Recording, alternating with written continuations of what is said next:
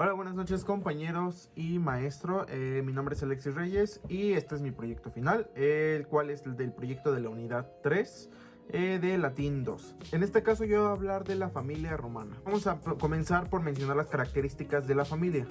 Bueno, la familia estaba compuesta por todos los miembros sujetos al pater familia, ya sea la madre, los hijos, nietos y cualquier otro descendiente que provenga de la familia. Entre ellos también se encontraban los esclavos. Pero bueno, esto era básicamente de lo que se conformaba la familia. La palabra familia deriva de la palabra famulus, que en español significa siervo. Que bueno, si nos vamos un poquito más específico qué significa, realmente el significado de esta palabra era el conjunto de un grupo de esclavos dentro de una casa o un hogar. Ok, bueno, ahora vamos a hablar un poquito más específico de los integrantes de estas familias. Vamos a comenzar con el más importante y creo que es el que vamos a meternos un poquito más. En este caso vamos a hablar del pater familias, que es el que posee la patria potestas. No, esto le permitía hacer múltiples cosas dentro de esta familia, ya que pues era el más importante. Y bueno, este era básicamente el que tomaba todas las decisiones y tenía una autoridad total sobre la mujer de la familia. Esto le permitía incluso hasta aceptar a un hijo o rechazarlo. Él podía tomar la decisión incluso de hasta venderlo o incluso decidir si este vive o muere. Y bueno, además de esto, este era el único que tenía la capacidad de vender y comprar ya sea una propiedad o algo para la familia. Era el dueño absoluto de toda la propiedad familiar, a lo que actualmente conocemos como el patrimonio. Sabemos que este gozaba de muchísimos beneficios, pero otro muy importante es de que este era el único que pues tenía el derecho de votar, por así decirse, y también era capaz de poseer cargos públicos. Finalmente, como sabemos, y creo que es bastante obvio, era el único que poseía una capacidad jurídica. Pero bueno, vamos a pasarnos con el siguiente miembro de la familia. Ok, luego de este tenemos por obvias razones a la madre, que en este caso se va a llamar matrona, y básicamente era la madre de la casa.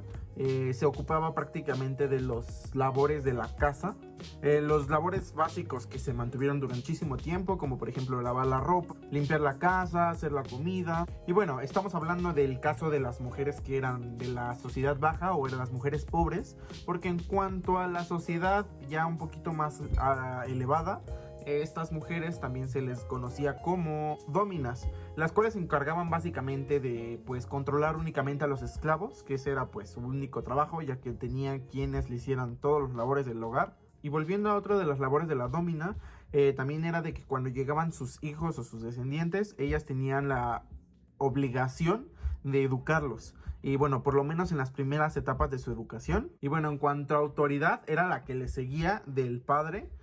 Básicamente pues toda la autoridad en caso de que no estuviera el más importante, que es el pater familias.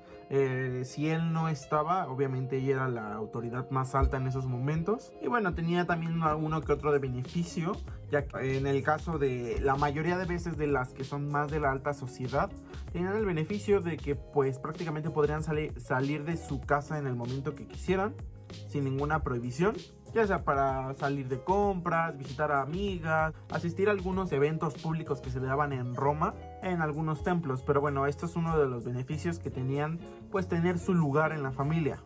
Un aspecto que los diferenciaba bastante del patria potestad o del padre era básicamente de que esta no tenía la misma autoridad en cuanto a la ciudadanía en comparación del padre, ya que la mujer o la matrona en este caso, ya que básicamente esta no tenía ningún derecho a obtener cargos públicos o ni siquiera votar en comparación del padre. Bueno, ahora vamos a hablar de los hijos de, pues obviamente del padre y la madre. En este caso se llaman liberi, cuales deben de ser legitimados por el padre en el momento en que nacen, a través de una ceremonia, pues en el cual básicamente el padre reconoce a sus hijos levantándolos y pues dándoles su reconocimiento de que pues son obviamente hijos de él.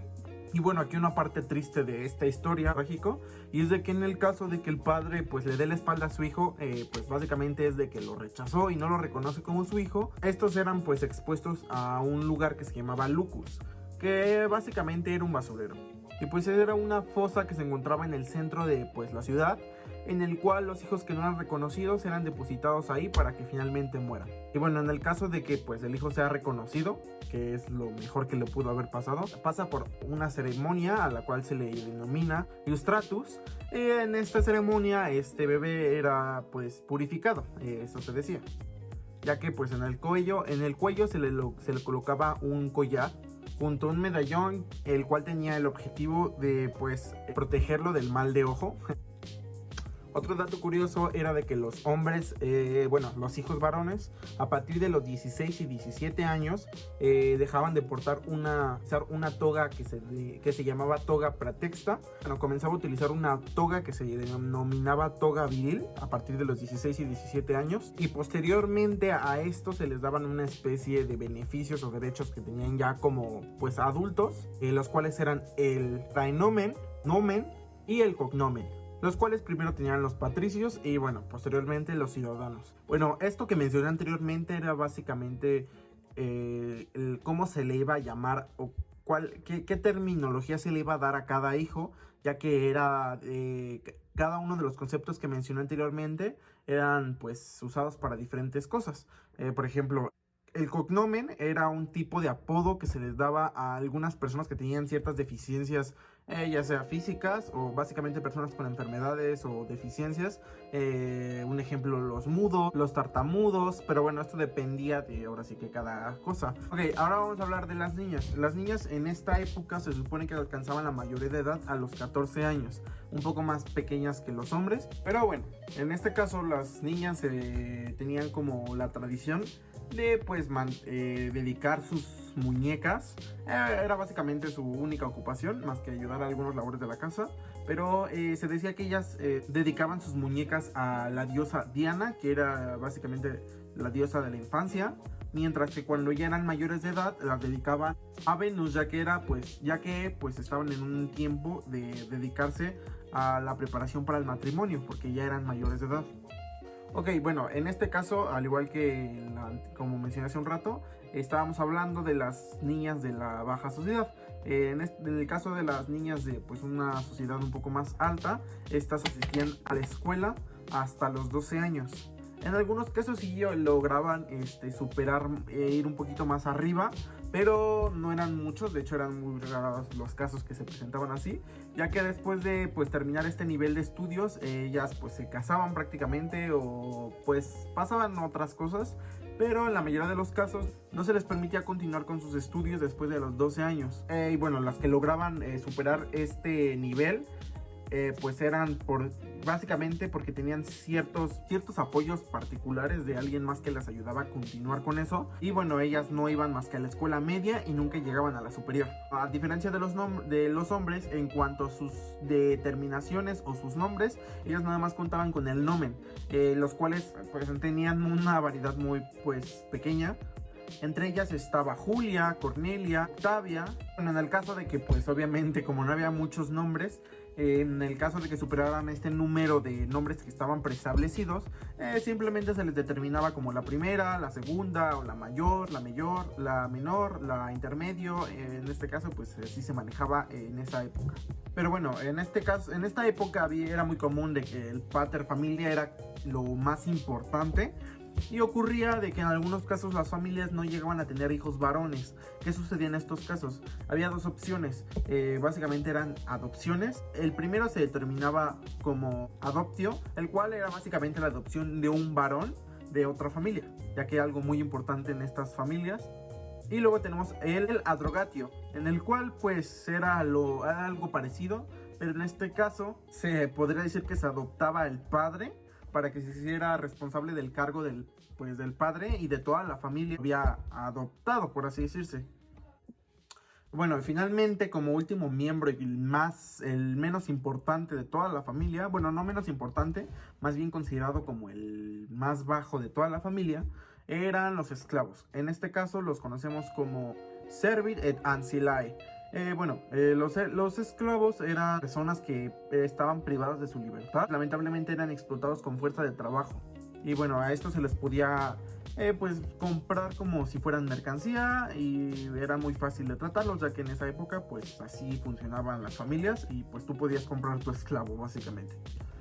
Bueno, dentro de los esclavos teníamos otros tipos o sea, también se encontraban los tipos de esclavos. Los primeros son los esclavos domésticos, que pues vivían en el hogar de la familia, y estos estaban destinados a pues servirles a la familia, o sea, como cocineros, como ayudantes de, ahora sí que los labores del hogar, peluqueros, entre muchos otros labores que se les podían asignar. Y luego se encontraban los otros tipos de esclavos, que pues lamentablemente eran los que más sufrían, ya que estos literalmente ni siquiera conocían a su patrón, solamente pues trabajaban por medio de un capataz, que era el que pues les daba las órdenes, y él servía a las órdenes del patrón.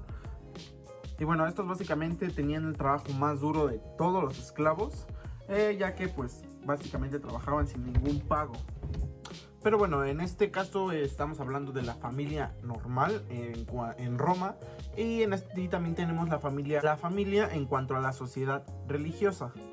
Ok, amigos, y bueno, eso es todo en cuanto a la familia, en el caso, pues en la familia de Roma.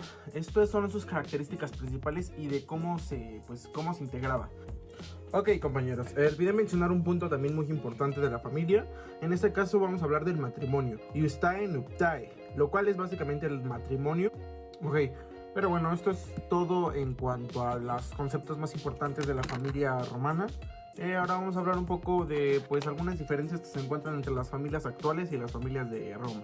Por lo menos las familias de una generación anterior a la nuestra eran unas familias bastante pues parecidas a las de esta época, ya que pues las familias se estructuraban pues principalmente por el padre como la cabeza de la familia, al igual que en aquella época.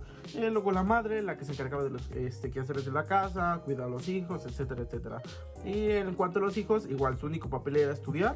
Pero bueno, así era. La única diferencia que se encuentra de aquella época a la época actual es de que pues en la actualidad ya hay un poco más de igualdad de derechos. La mujer ya no es vista como que va abajo de